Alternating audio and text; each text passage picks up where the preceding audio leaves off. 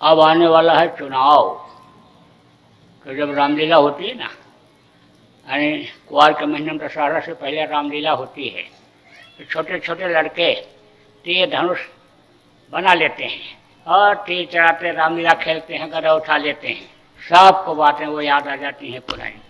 ऐसे चुनाव आने को होता है तब लोगों का आने दिमाग आने समय लोग उधर चला जाता है, तो पूछने लगते हैं किसको करें, क्या करें, कैसे होगा, महाराज जी क्या कह रहे हैं। भोलों की इच्छा बनी रहती है। तो मैं तो भाई ये कहता हूँ कि शाकाहारी, सदाचारी, नशामुक्त, त्यागी और देशभक्त को ही वोट देने में फायदा है। क्योंकि शाकाहारी सदाचारी का दिल दिमाग अलग रहता है और मांसाहारियों का अलग रहता है, नशेड़ियों का अलग रहता है। जो शराब के नशे में अन्न पी करके और मस्त हो गया, वो क्या सेवा कर सकता है। सेवक को तो हमेशा होशियार रहना पड़ता है। आप सब लोग कभी भी कोई बात हो तो अलर्ट रहना पड़ता है। तो ये इस तरह की सेवा है, देश सेवा है। घर की सेवा में भी देखो, अगर कोई पी करके मस्त है तो कोई लड़का बीमार ही हो गया, किसी की जान ही जा रही है, तो वो तो अपने मस्ती में मस्त है। वो तो वही जो मन में आएगा दिमाग में वही बोलेगा, क्या सेवा कर पाएगा। तो शराबी, नशेड़ी और ऐसे लोगों से न तो देश का भला हो सकता है और न समाज का हो सकता है, न परिवार का हो सकता है। इसलिए अच्छे लोगों को ये आगे लाने की ज़रूरत है। देखो, हमारे पास हर पार्टी के लोग आते हैं, बड़े बड़े नेता आते हैं, चोटी के। कुछ तो दिखावे में आते हैं, कुछ चुपके से भी आते हैं, कुछ अपनी समस्या लेकर के भी आते हैं। धीरे से कहते हैं कि जीत करके सबको आता हूँ और रात को जैसे घर में पहुँचता हूँ चित हो जाता हूँ। न तो ठीक से खा पाता हूँ, न ठीक से नींद ले पाता हूँ।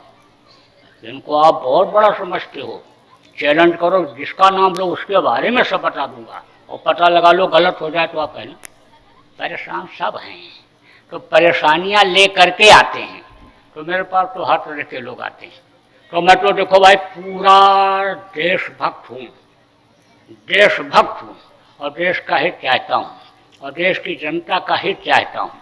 तो मेरे समझ में जो आता है उसको उस बात को कहने में मैं संकोच भी नहीं करता हूँ। देखो, गोस्वामी जी ने लिखा है, सचु वैद गुर तीन जो और प्रिय बोले भय आस और राज धर्म तन तीन कर हो बेगी है नाश। इसलिए ऐसे लोगों को जो ये काम करें, उपदेश करें, उनको सही ही बात बतानी चाहिए, उसमें मिलावट नहीं रखनी चाहिए। तो मैं तो सही बात आपको बताऊंगा जो मेरे समझ में आएगा। तो मेरे समझ में तो यही आ रहा है प्रेमी, अच्छे लोगों को ही मत देने में अपना फायदा है, भला है।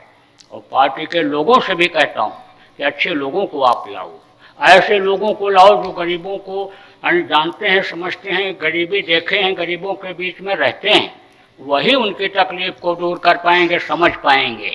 और वो जिन्होंने कभी गरीबी देखी नहीं, वो क्या गरीबी दूर कर सकते हैं। ये बात को सबसे मैं कहता हूँ। देखो, हमारे अंदर कोई पक्षपात नहीं है। हम तो जो अच्छा काम करेगा उसकी अच्छाई का यानी हम समझ लो कि प्रशंसा करेंगे, और जो खराब काम करेगा कोई भी हो तो उसको तो मैं कहूँगा ही कहूँगा। मुझे तो कहना ही कहना है, पक्षपात मुझको किसी से भी नहीं करना है। मैं तो ये भी कहता हूँ कि देश की जितनी भी पार्टियाँ हैं सब खत्म कर दी जाएँ और हर पार्टी में से इसी तरह के अच्छे लोगों को निकाल करके और ट्रेनिंग दे करके उनको जो उसमें पास हो जाएं, उन्हीं को कुछ को पक्ष में और कुछ को विपक्ष में बैठा दिया जाए। अभी देखो, देश की व्यवस्था बहुत बढ़िया चलेगी, क्योंकि हर पार्टी में अच्छे लोग हैं, हर जगह अच्छे लोग हैं, लेकिन उभार उनके अंदर नहीं आ रहा है, वो उभर करके नहीं आ पा रहे हैं। जो उनके बगल में गाय खाने वाले लोग बैठे हैं वही उनको नहीं आगे बढ़ने दे रहे हैं। तो अब आप सोच लो कि माँ की रक्षा कैसे हो सकती है। जिसको माता कहो, जिसको आने समझ लो माता कहो, दूध पियो, उसका मांस खाओ, तो क्या ये जायज़ है।